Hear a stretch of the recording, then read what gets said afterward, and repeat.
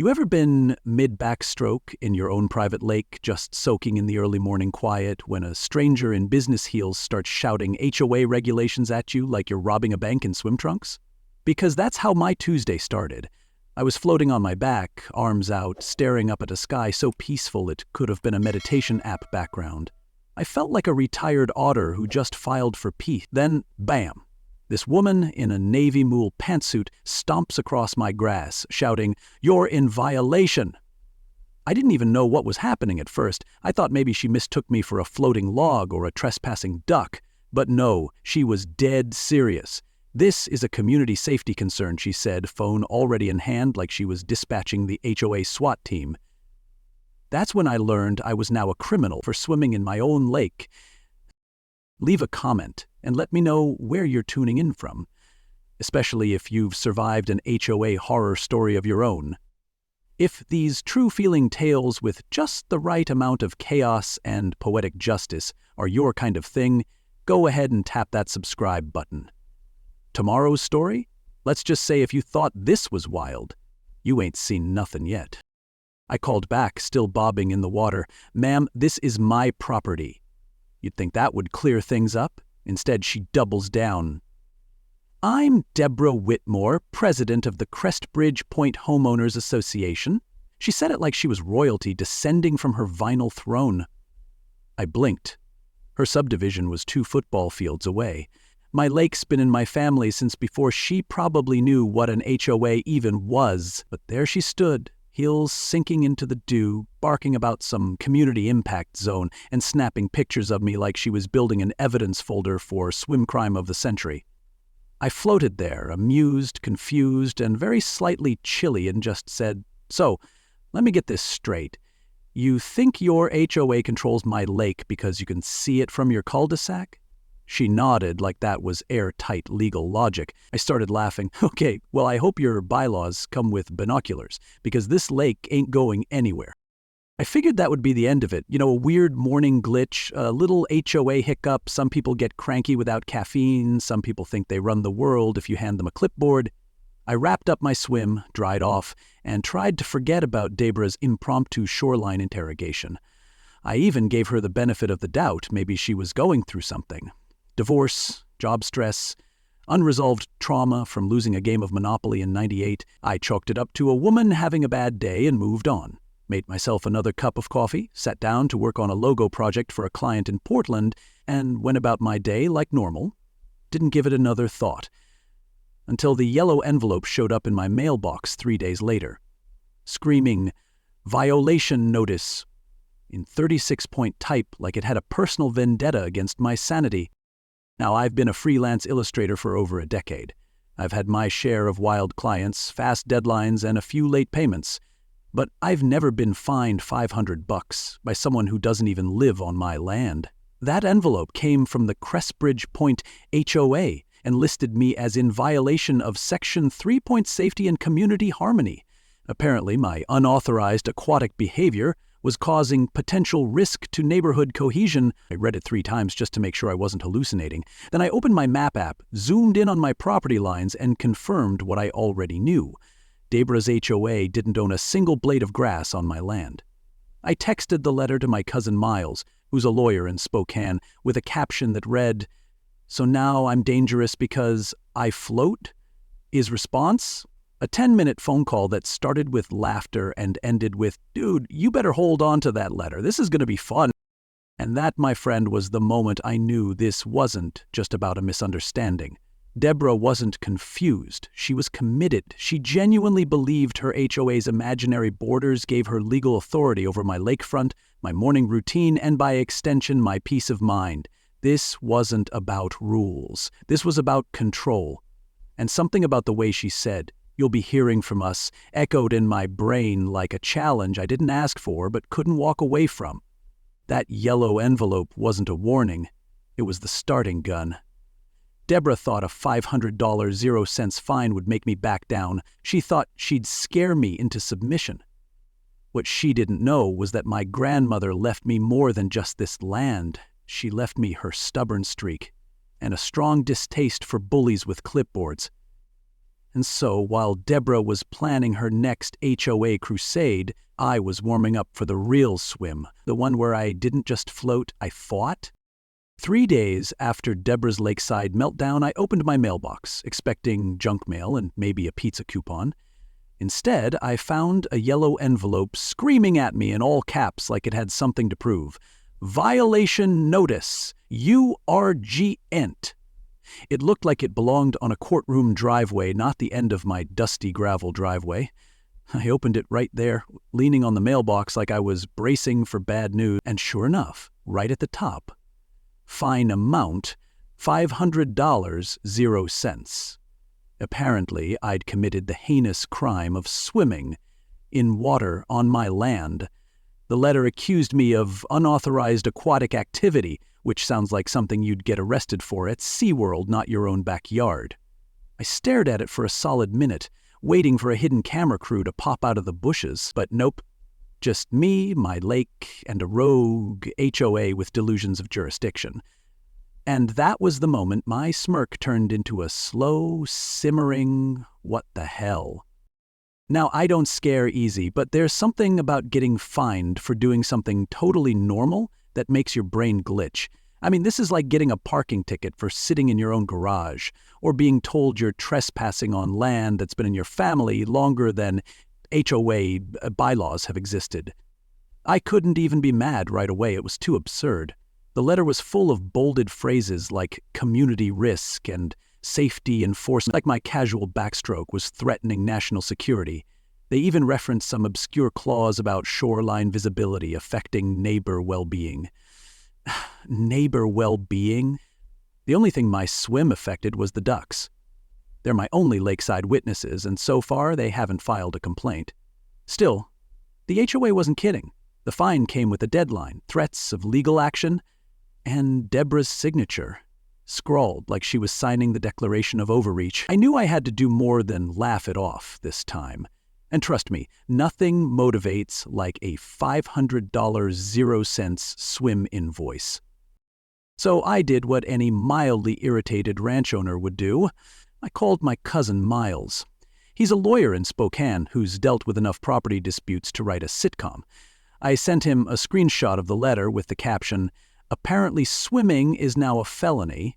He called me back 5 minutes later and opened with, "All right, what did you do to anger the HOA gods?" I read him the whole letter word for word. There was a long pause. Then Miles said, "They fined you for swimming? On your property?" "Yep," I said.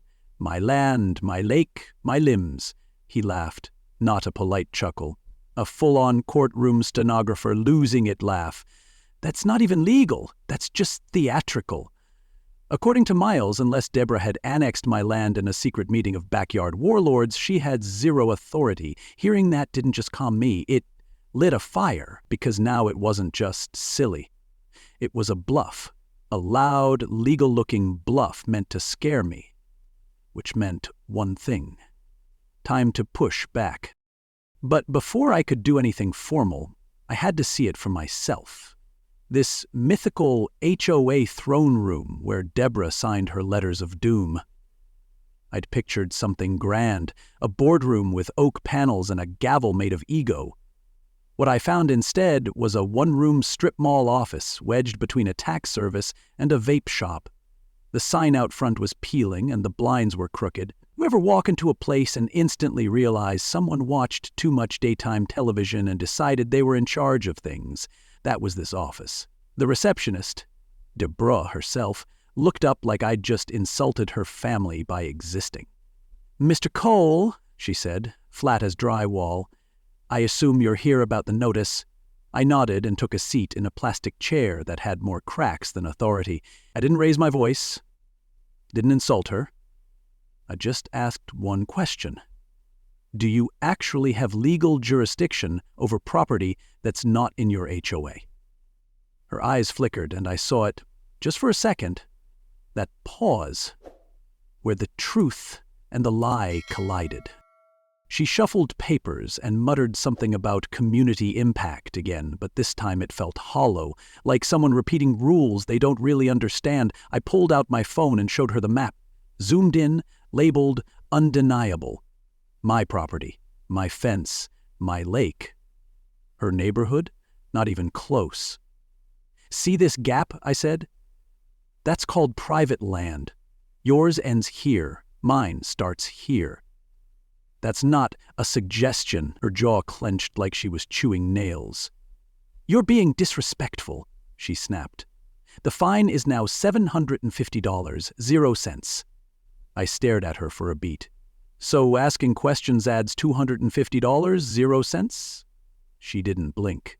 That's when I knew this wasn't about swimming. This was about control. And Debra? She was the kind of person who thought power came from paper, not law. But that's the thing about bluffing. Eventually, someone calls, and I was already reaching for my chips. You don't throw a $750 0 cent tantrum at a rancher and expect him to roll over. That fine didn't scare me. It energized me. The real game was just getting started. I've seen bigger coat closets than the so-called office where Deborah conducts her HOA crusade. The sign out front read Crestbridge Point Community Management, but I swear the only thing being managed was her caffeine supply and self-importance. This little corner of power was sandwiched between a vape shop called Cloudzilla and a tax service that looked like it'd been closed since the Reagan era. Eek authority. I half expected her to emerge from behind the desk with a sash and a plastic crown. But no, there she was in another power suit like she'd been elected queen of the cul-de-sac. I walked in, polite but firm, and she looked up like I was late for detention. "Mr. Cole," she said, like my name tasted like vinegar.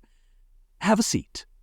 And I did, in a plastic chair that creaked in protest, like even the furniture didn't want to be part of this nonsense. But I was here for answers, not ambience, and the more I looked around, the more I knew this meeting was going to get interesting.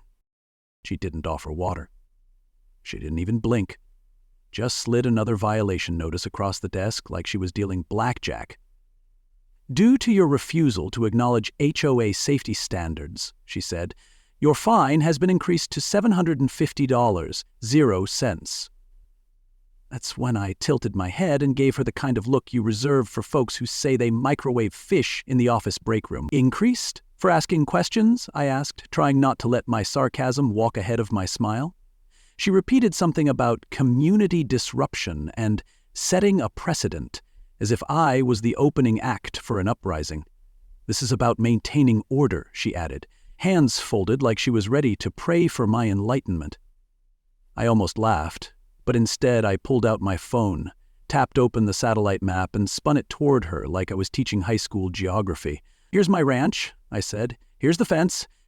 Here's my lake. And here, way over here, is your HOA. That's not adjacency, Deborah. That's a zip code gap." She squinted at the screen like it might change reality if she stared long enough. Then, with the grace of a child caught stealing cookies, she huffed. "That doesn't matter. Your behavior impacts property values. That's a community concern." I smiled slowly, like someone flipping the last card in a poker hand. "Disrespect," I said, raising an eyebrow. "You walked onto my land like it was a Costco parking spot, Deborah. I was swimming. You acted like I was launching a yacht rave." The silence between us was heavy, but she wasn't done. "If you continue to undermine our rules, we'll escalate the matter." "Escalate?" We're already 3 floors up in crazy and there's no fire escape. I could feel her power slipping. Because, deep down, I think she knew she didn't have a legal leg to stand on. Just a folding chair and a copy of the bylaws she kept quoting like scripture. I leaned back, not to relax, but to buy her a few more seconds of dignity. "You ever consider that just because you can send a fine doesn't mean you should?" I asked. "There's a difference between order and overreach. One keeps people safe, the other keeps them silent." She didn't answer. Her eyes darted toward the letterhead like it might come to life and back her up. But all I saw was a woman clinging to power like it was a scratch-off ticket she couldn't let go of. "You're being combative," she finally said, arms crossed like punctuation. "You're being delusional," I wanted to reply, but didn't. Instead, I just nodded and stood up, brushing off the imaginary dust of bureaucracy from my jeans. "If you think this fine holds up," I said, "go ahead. Just don't be surprised when it backfires harder than a lawnmower in a thunderstorm." As I walked out, I could feel her stare burning into my shoulder blades. But I didn't turn around. I didn't need to. That meeting confirmed everything I already suspected. Deborah wasn't enforcing rules. She was playing queen in a sandbox, hoping no one would notice the shovel was made of cardboard. And the thing about sandcastles built on power trips? They crumble the minute someone kicks reality through the gate. I stepped back into the daylight, took a deep breath, and knew one thing for certain. She thought I'd back down, because most people do. But I wasn't most people. I was raised on stubborn, seasoned with sarcasm, and hardwired to push back when someone told me no without a reason. Deborah just declared war over a lake I learned to swim in before I could spell HOA. And if she thought that fine was the end of it, "Ma'am, you're out of lake." I've seen bigger coat closets than the so-called office where Deborah conducts her HOA crusade.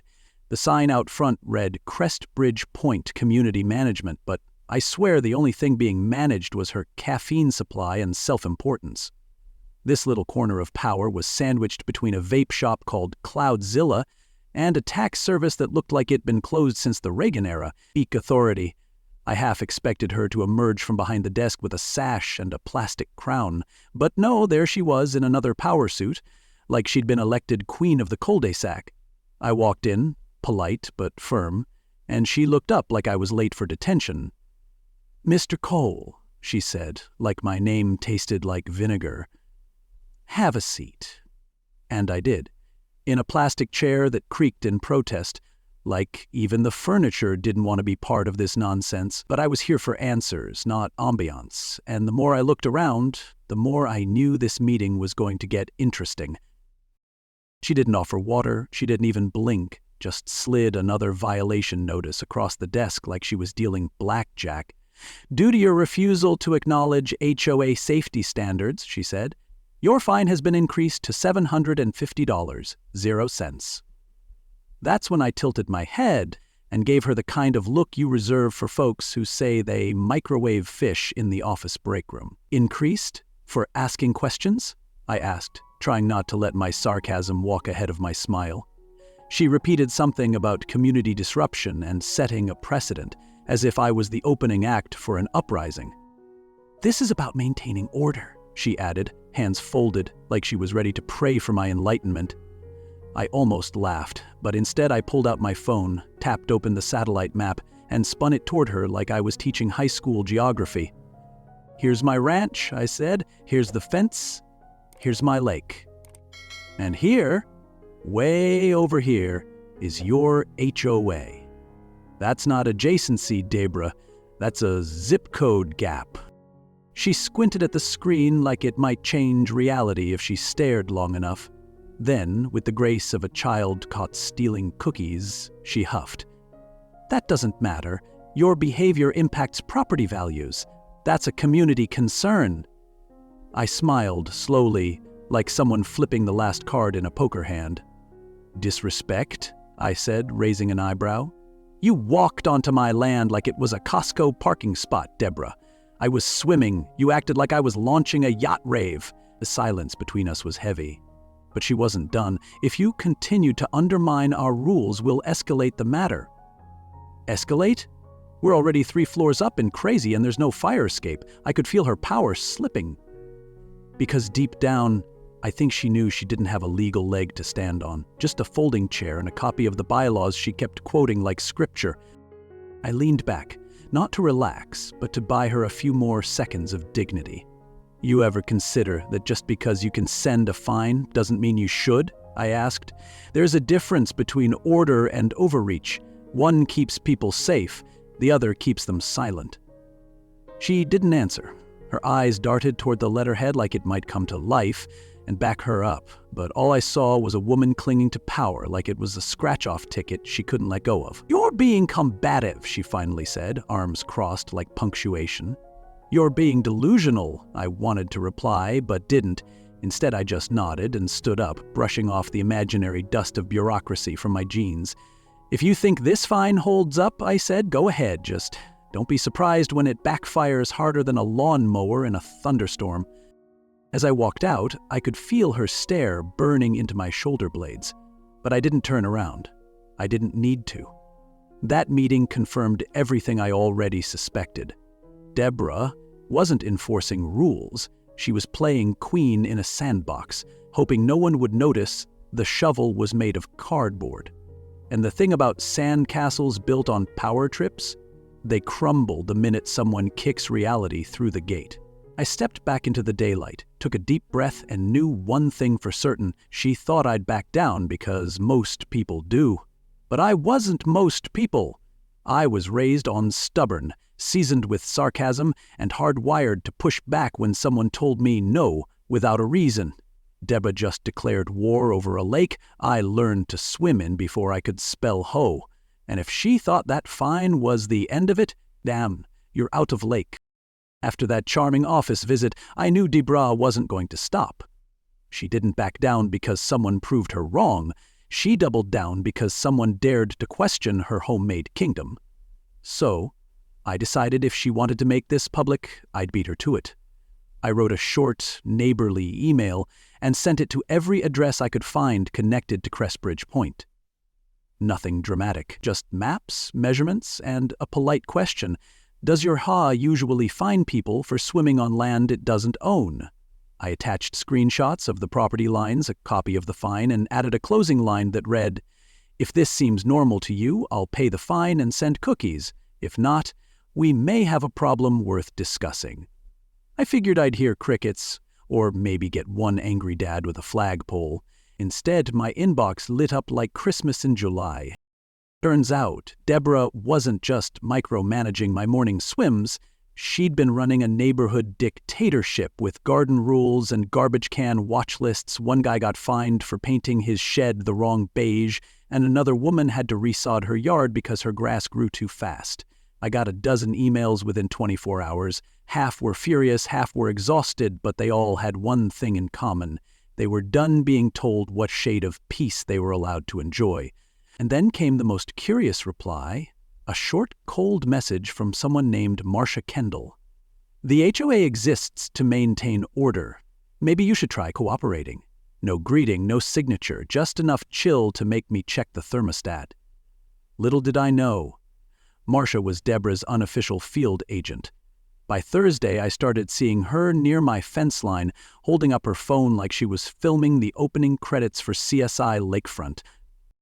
Now, I'm not easily rattled, but having someone stand by your property line every morning, documenting your swim routine like it's evidence for trial, that gets under your skin. Marcia didn't wave. She didn't speak, just stood there like a scarecrow with a Samsung, waiting for me to slip and commit a Code 7 splash violation. I started waving to her. "Good morning, Marcia!" I'd shout, doing my backstroke with extra flair. If I had a fog machine and strobe lights, I'd have added them for dramatic effect.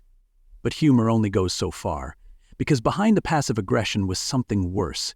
Deborah was using her people like security cameras. And that's when she called for an emergency HOA meeting about external property conflicts and ongoing disruptions. I wasn't on the guest list, obviously, but I figured if my name was on the PowerPoint, I should at least get a seat in the room. The meeting was in the Crestbridge Community Center, beige walls, stackable chairs, and the ambiance of a dentist's waiting room. I walked in and felt the air tighten. Deborah was already at the front, remote in hand, looking like she'd rehearsed every slide in front of a mirror. A few neighbors glanced my way, half curious, half embarrassed. But I wasn't there to make a scene. I was there to return the favor. Politely, publicly, and with receipt. Deborah opened with a dramatic line. "There are certain individuals threatening our harmony." Then she clicked to a photo of my lake and paused for effect. I waited until she reached a graph labeled "Risk Zones Adjacent to Recreational Bodies," which looked like it was built from crayons and bold text. That's when I stood up and cleared my throat. "If I may," I said, "you brought paranoia, I brought pictures. Let's compare notes." You could feel the room split like a dry log. Deborah tensed. Marcia sat stone-faced. and I pulled out the same property maps I'd emailed, the ones showing how far my lake sat from their community. I held them up and kept my voice steady. This is my land. These are my boundaries. That fine? That's fiction. I didn't yell. I didn't insult. I just laid out the facts and let the contrast do the work. HOA overreach wasn't some new phenomenon, but this was like trying to put traffic lights on a dirt road just because someone saw dust. The room stayed quiet, but I could feel the shift. People were listening now. Not just to me, but to the possibility that maybe Deborah's control didn't reach as far as her clipboard said it did. And the best part? We were just getting warmed up. You ever sit through a 10-minute slideshow built entirely on paranoia, finger-pointing, and Microsoft clip art? Because that's exactly what Deborah delivered at the HOA meeting that night. I give her credit, she committed to the bit. She had bullet points, bar graphs, even stock photos of unsafe water practices pulled straight from the internet. None of them were of me, of course, but details are just suggestions when you're in HOA fantasyland. Neighborhood harmony, she declared, is under attack. Then she clicked to a blurry photo of me waving from the water, as if that proved I was staging an aquatic uprising. I sat in the back row, arms crossed, wondering if I should have brought popcorn. The kicker? Her closing slide read, "One community, one voice, one standard." And I thought, wow, that sounds oddly familiar in a historical way. But I kept my mouth shut. For now. When she finished, the silence in the room was louder than any applause could have been. It wasn't respect. It was confusion. A couple of heads tilted like dogs hearing a strange sound. That's when I stood up, walked to the front, and said, "Mind if I offer a second opinion?" Deborah's nostrils flared like she'd just smelled dissent. I pulled out my tablet, opened my property app, and mirrored it to the projector. Now, here's something less dramatic but more accurate. This is my land, my fence, my lake, and right here is your HOA 200 yards away and 100% uninvolved. I swiped to my tax records, property deed, and ownership history. This lake's been in my family since dial-up internet, folks. That's how long we've been here without needing a single rule book from across the hedges. The audience chuckled. Even a few heads started nodding. Nothing says "we believe you" like quiet laughter in an angry room. But Deborah wasn't done, not by a long shot. She gave a sharp nod to Marcia Kendall, who stood up like she'd just been cued in a courtroom drama. Marcia adjusted her glasses and launched into what can only be described as a loyalty monologue. "We are a unified community," she said, "and unity means holding each other accountable. It means supporting our leadership when they make difficult calls for the greater good." Her tone was so serious I half expected a violin to start playing behind her. I let her finish, then raised a single eyebrow. "Marcia, I get it. Loyalty's great, but maybe we need to check what we're being loyal to. Because right now this feels less like accountability and more like delusion with a clipboard." That one landed. A few stifled laughs, one audible gasp, and even a cough that sounded suspiciously like a chuckle. And just like that, the room tilted a little more my direction. Deborah's jaw locked up, but the grip on her remote started to loosen. Someone from the second row, an older guy in a fishing hat, asked, "So wait, the lake's not even in our neighborhood?" I turned and nodded. Nope. I could set up a water park and sell snow cones and still be 100% within my rights. Another resident chimed in, "Then why are we having meetings about this?" The room began to buzz, not with outrage, but with doubt. That's how it starts. The unraveling.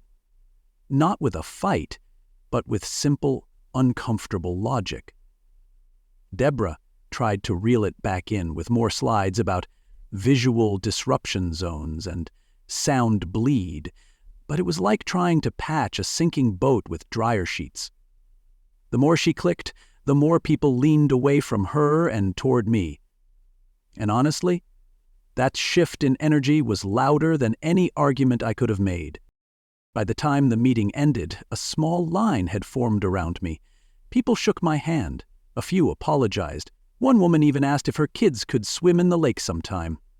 Meanwhile, Deborah was still standing at the front like someone just canceled Christmas. Her slideshow had bombed harder than a bad karaoke night, and now she had a new problem. Her authority was cracked, and her target was suddenly popular. But see, that's the thing about people like Deborah. When their grip starts to slip, they don't back off. They dig in. And something about the way she stared at me as the room cleared out told me she was already planning her next move. She'd lost the room, sure, but she hadn't lost the fight. Not yet. And that meant things were about to get weird. It started like any other morning, coffee in hand, feet up, and trail cam footage queued up on my laptop. I wasn't expecting much, maybe a few deer nosing around the lake or that raccoon family doing their nightly buffet raid, but at 5:37 a.m., the screen froze on something that made my stomach drop. There she was, Deborah Whitmore, HOA president, part-time tyrant, and apparently now early morning tress. She crept onto my property like a villain in orthopedic shoes, crouched low like she was auditioning for a spy movie produced by Home & Garden. I leaned in closer, unsure whether to laugh or call Homeland Security. But then I saw what she was carrying. A small plastic jug with a faded orange warning symbol. That wasn't landscaping spray. That was something far worse. I rewound the footage and played it again, this time with audio turned up. It was grainy, but clear enough to hear her muttering under her breath. "Let's see if they like it now." Then she popped the cap, leaned over the edge of my lake, and dumped the entire contents into the water like it owed her money. No hesitation, no second thoughts, just chemical vengeance at sunrise. My jaw clenched as I watched her shuffle away like nothing happened, stepping carefully back over my fence like her little morning errand had restored the HOA universe. It was the kind of moment that flips a switch in your brain. From disbelief to rage, from comedy to crime scene. This wasn't just a feud anymore, it was felony-level sabotage. I called Miles immediately. He picked up groggy, but by the time I finished my third sentence, he was wide awake and dropping legal jargon like we were prepping for court. "Ethan, that's trespassing, environmental vandalism, and depending on what she dumped, possibly a Class C felony." I nodded, even though he couldn't see me. "So we press charges?" I asked. But Miles paused. "We could, but maybe there's a smarter way, something that puts the ball in our court without tipping our hand too early." That's the thing about my cousin. He doesn't just think like a lawyer. He thinks like someone who's been in a few parking lot arguments and won all of them on principle. We didn't want revenge. We wanted leverage. And Deborah had just handed it to us on camera. We sat down that weekend and made a list. Itemized damages, water testing costs, new surveillance expenses, and my time. Toss in the stress, legal advice, and the general insult of someone trying to poison your lake, and we landed on a tidy number, $5,000, 0 cents. Not outrageous, just fair. Just enough to make her sweat, without making it look like we were swinging for a payday. The goal wasn't to break her, it was to hold up a mirror and say, "You crossed a line, and now you're going to see what accountability looks like." So, we packed up the footage, loaded it onto my laptop, and drove straight to her beige castle of chaos. Deborah's perfectly trimmed colonial over in Crestbridge Point. She opened the door in slippers and a silk robe, which somehow made the confrontation feel even weirder. Her eyes darted to the laptop bag like it had teeth. "What is this?" she asked, tone already defensive. I smiled, calm as a glass lake. "Just a conversation, Deborah. We thought you might want to see what our trail camera picked up Thursday morning." Her color drained the moment she saw the paused footage, her own face glowing in night vision gray. "That's not what it looks like," she whispered. "Really?" Miles asked, opening the clip. "Because it looks like trespassing, with chemicals, at sunrise." She stammered, offered 3 different excuses in 30 seconds, none of which included an apology. That's when I closed the laptop and laid it out plainly. "We're not calling the cops. Yet. But you're going to make this right? Or the next time you see that footage, it'll be in a courtroom." And just like that, the balance shifted. Because nothing rattles the self-righteous like seeing themselves caught in the act. Camera rolling, no way out. They called another emergency HOA meeting, and this time the chairs were full before I even walked in. Word had gotten around. People who normally skip these things were packed in shoulder to shoulder, whispering about something big, and clutching their reusable coffee mugs like they were about to witness a true crime reveal. Deborah sat at the front table, pale and tight-lipped, wearing a power blazer that looked more like armor than fashion. Marcia was seated nearby, face neutral but twitchy like someone trying to decide if loyalty came with a refund policy. I walked in with Miles beside me and my laptop under my arm, and you could feel the room tilt with curiosity. This wasn't going to be another HOA snooze fest. No landscaping complaints or mailbox measurements. Tonight was about truth, and we brought it in HD. When they gave me the floor, I didn't bother with a speech. I just said, "I think it's time you all saw exactly what your president's been up to." Then I plugged in the laptop, hit play, and stepped aside. The room fell dead silent as Deborah appeared on screen, creeping through my fence line like a raccoon with a vendetta.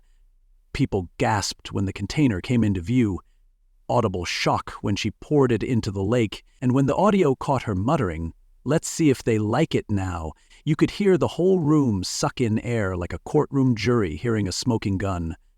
I looked over at Deborah. Her face had gone so white it made her lipstick look like war paint. And just when I thought the silence couldn't get heavier, Marcia stood up. I didn't know," she said, voice trembling just enough to sound human. "I thought we were documenting safety risks. I didn't know she actually went over there." Deborah whipped her head around like Marcia had just thrown her under a moving bus. "This is fake," she shouted, pointing at the screen. "It's edited. He doctored that video." The room started buzzing, eyes darting between us like they were watching a ping-pong match. Then a guy from the back, Matt Simmons, I think, the tech support guy who always wore socks with sandals, raised his hand. "I work in digital forensics," he said calmly. "I can verify the file metadata if anyone's unsure." And just like that, the last leg Deborah was standing on snapped like cheap plastic. The vote wasn't even close. Unanimous to remove Deborah from her position. Unanimous to ban her from ever holding HOA office again. And a firm resounding yes on approving the $5,000 0 cents compensation for property damage, stress, and surveillance expenses. Deborah sat in stunned silence. Her gavel dreams turned into gravel reality. Someone even joked that we should bronze the laptop and hang it in the community center as a reminder. The same power Deborah used like a gavel just boomeranged and cracked her crown. She didn't offer a single word as people filed out, some shaking my hand, others muttering apologies. It wasn't revenge. It was justice, in real time. Messy, uncomfortable, but deeply satisfying. The next morning I got a call from an unfamiliar number. "This is Karen Jennings," the voice said. "I'm Deborah's attorney." I almost laughed at the coincidence. Of course, her lawyer's name was Karen. She spoke in that soft, rehearsed tone lawyers use when they know their client is toast. Ms. Whitmore would like to settle this matter privately to avoid further complications. She's prepared to pay the $5,000 0 cents and issue a formal apology. I sipped my coffee, smiled, and said, "That's a good start." Because what Deborah didn't know was that her downfall had just begun, and the ripple effect from one backyard power trip was about to go national. And trust me, the next part? That's where it really gets fun. I deposited Deborah's check the same day it arrived. Watching those numbers appear in my account felt like the crisp sound of a gavel hitting wood, but in my favor for once. The apology letter, typed and clearly lawyer-drafted, came stapled on top like a sad little trophy. It danced around liability like a politician at a press conference, but it admitted enough to count. She resigned permanently from the HOA, agreed to stay off my property forever, and disappeared so fast from the neighborhood you'd think she'd joined witness protection. A for sale sign popped up in her yard within 2 weeks, and the last I heard, she was relocating to another state. Somewhere HOA meetings still took place in private, I guess. But for me, it wasn't just over, it was beginning. Because the emails started coming. First, it was a guy from Minnesota. fined $600.00 for growing tomatoes too close to the fence. Then a woman in Arizona who'd been cited for parking her work truck in her own driveway. The one that really made me shake my head, a retired Navy vet from Florida fined for flying an American flag larger than regulation size. Apparently, patriotism had a square-foot limit. They'd heard about what happened at Crestbridge Point, through neighbors, social media, even the HOA forums, and suddenly I was the guy you called when your HOA lost its mind. So I did what any mildly tech-savvy rancher would do. I built a website. Nothing fancy, just a place to share my story, post resources, and offer advice to folks caught in the same grip of rulebook abuse. The inbox flooded in a week. Turns out there are a lot of us floating on our own lakes, waiting for someone to say, "You're not crazy." They are. And then came Linda. Good old Marcia's spiritual twin. She posted a public comment on the community page that caught everyone off guard. "I owe Ethan an apology," she wrote. "I joined the mob because it made me feel important. For the first time in years, someone told me I was doing something that mattered, and I let that matter more than what was right." It wasn't dramatic, it wasn't sugar-coated, just honest. Her words sparked dozens of replies. Neighbors who'd been quietly nodding along now realized they had more in common with me than with Deborah's clipboard parade. One guy said he'd been afraid to speak up for years. Another said he hadn't been to a meeting since 2015 because every time I opened my mouth, someone quoted page 14 of a handbook I never got. It was like people had been holding their breath for too long, and now they were finally letting it out. I started hosting monthly barbecues at the lake. Open invitation. HOA residents, ranch folks, people from across town. It didn't matter. They brought potato salad and folding chairs, and I brought the grill and cold drinks. It was simple, peaceful, and exactly the kind of gathering Deborah always claimed would ruin property values. If anything, it raised them. There's something about watching your neighbors laugh instead of whisper that makes a place feel like home. Some people started calling me the HOA whisperer. I laughed the first time I heard it, but I'll admit, it stuck. Not because I wanted to wear a cape, but because folks needed someone who wasn't afraid to push back with a smile. And if I could save someone a $700.00 fine over a bird bath or a tomato plant, well, that seemed like a good use of time. 3 months after Deborah's fall from grace, I was floating on the lake. Same old morning routine, same peaceful sky, when my phone buzzed. Text from a number I didn't recognize. "Hi, heard about your HOA fight from a friend. Ours wants to ban our kids' treehouse. Said it's a visual nuisance. Any advice?" I grinned, typed back without hesitation, "Send me the details. I've got your back." And as I watched the ripples spread across the water, I realized every swim now felt like a freedom bell ringing across the surface. Not just for me, but for everyone who'd ever been told to sit down and color within the HOA lines. Some people run from noise, others make waves. I've decided to keep swimming, because apparently the lake's not just mine anymore. It's a symbol. And trust me, we're just getting started. And that's how a $500.00 fine turned into a $5,000.00 win. And a movement. Not because I was smarter or tougher than Deborah and her rulebook militia, but because I didn't give up when it got ridiculous. I stood my ground, kept my receipts, and remembered something my grandmother once told me when I was knee-deep in lake mud as a kid. The water doesn't care who's watching. It just keeps flowing. That's what I did. I kept flowing, and now, thanks to one HOA president's ego and a plastic jug of mystery chemicals, I've helped dozens of people across the country realize they don't need to beg for peace on land they already own. You don't need a permit to be treated with respect. The lesson? Rules aren't the enemy. Abuse of them is.